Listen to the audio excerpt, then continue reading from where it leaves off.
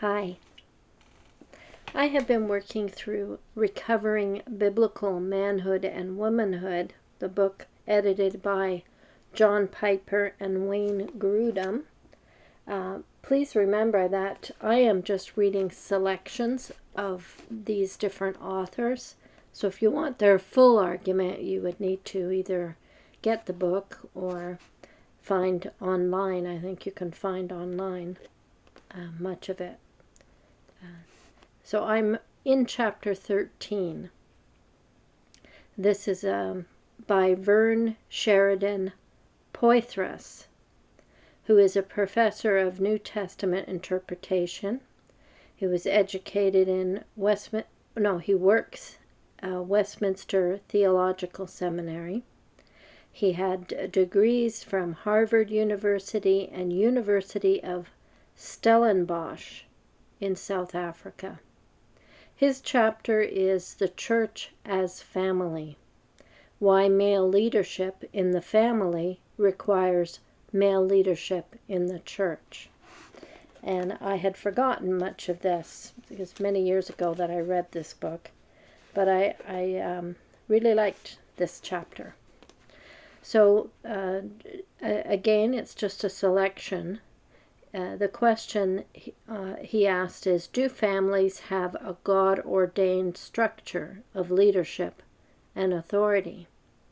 Do husbands have a unique responsibility for leadership within the family?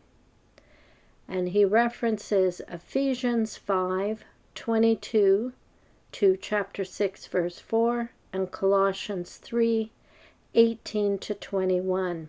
And says these indicate that they do. Now, we have done some videos with those texts in mind. So now I'm just going to go to some comments he's made. He says, the life of the church never overthrows, but rather enhances the life of the family based on God's design from creation. Such reasoning, as on Paul's part, is the best context for understanding Paul's teaching in 1 Timothy 2, verses 8 to 15. There Paul sets out distinctive responsibilities for men, 2:8, and women, 2 verses 9 to 15. The necessity of such distinction is best understood as flowing from the fact that men and women are not interchangeable within God's household, just as they are not within human families. Under the topic of women's responsibilities, beginning in chapter 2, verse 9, Paul includes the statement that a woman is not to teach or have authority over a man. According to our previous arguments, this conclusion is a natural outcome of the analogy between the church and the human family, in which the wife is not to have authority over her husband. Paul then appeals to the background of the order of creation, in which the pattern for a husband's authority is initially established. He also appeals to the fall, in which male and female roles were not identical. Paul concludes with a reminder of one of the central and proper services of women, the bearing of children. This particular distinctive service by women reminds us more broadly of the larger responsibilities that women have in rearing children within a family. Thus, the whole passage organizes itself naturally once we understand the centrality of the idea of family and fruitfulness, of using human households as a basis for discerning people's responsibilities within God's household.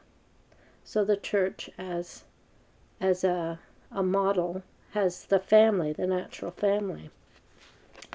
He continues, in sum, Paul bases his reasoning on general principles, going back ultimately to the biblical account in Genesis chapters 2 and 3. Paul has an understanding of God's plans and purposes in creating marriage and family. Paul teaches that in the church, God's household, women are not to exercise authority over men, just as in a human family, they are not to exercise authority over their husbands. Paul understands the position of overseer as involving the exercise of fatherly care over God's household. Hence, women are excluded from being overseers on the basis of general biblical principles concerning the family, not on the basis of some temporary circumstances. I divided the information in this section into 3 parts, so this is the first segment. I'm going to link to a video that is based on readings from C.S. Lewis's book, 4 Loves. This one is, What Does Family Headship Imply? Thanks for watching.